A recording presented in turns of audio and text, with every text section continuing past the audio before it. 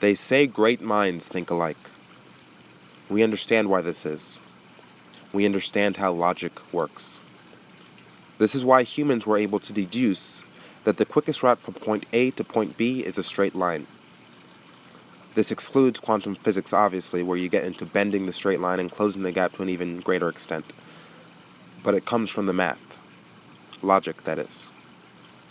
Mathematics has been called the language of the universe.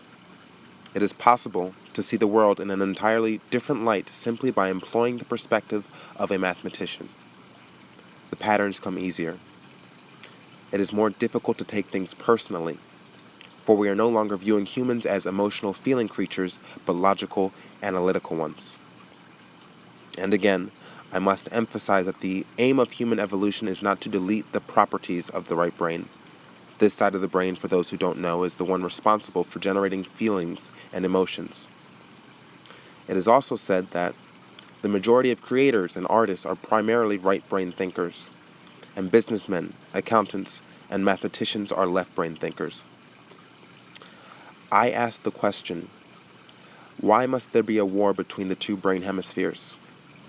Why must one be dominant over the other?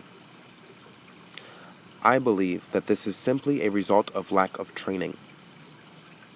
My argument goes far beyond what an individual's natural inclinations in life are, what subjects of study they are drawn to, how they maneuver the world with their specific personality type. The extroverts and the introverts, the intuits and the sensors, the thinkers and the feelers, the judgers and the perceivers. The desire to achieve a quality of uniqueness hinders our ability and desire to evolve and be more than what we were when we started.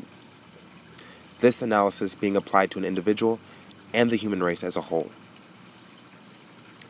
Why have we been raised to believe that we are incapable of achieving perfection? What if it could be achieved? What if it can be sustained over the course of a lifetime? It would look different for different individuals, this there is no doubt.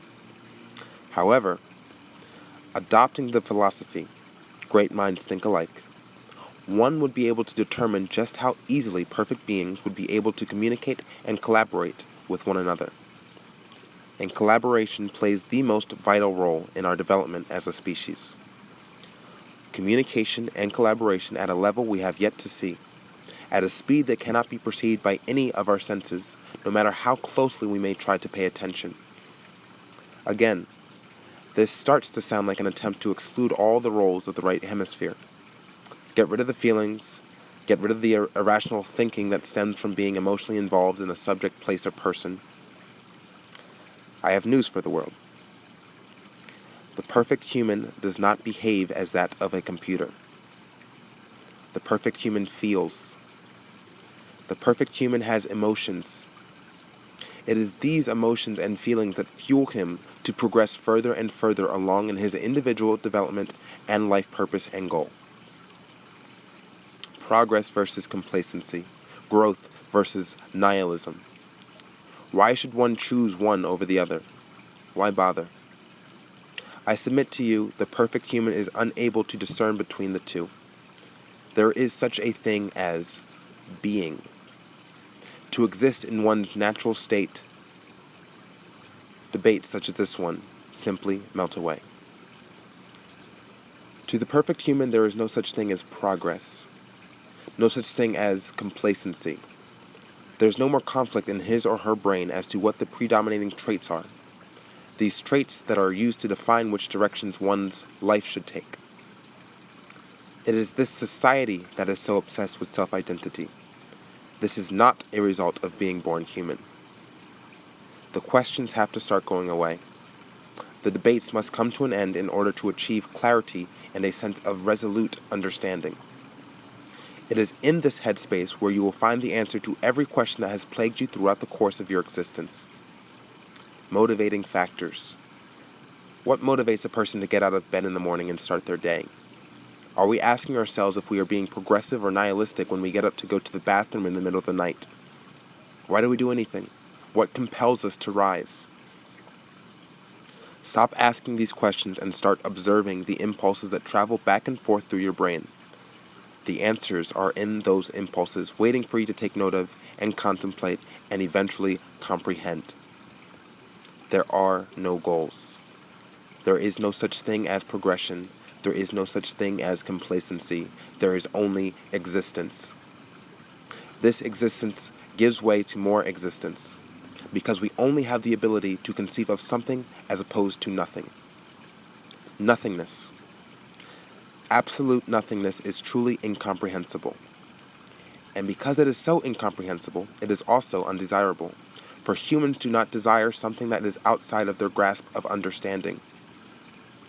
We cannot understand what the universe looked like before the Big Bang, nor should we waste any more time trying to. Instead, discover what thoughts may take place when the primary focus of the mind is directed on being and experiencing. How problems are solved this way, with lack of effort. Where do the answers come from?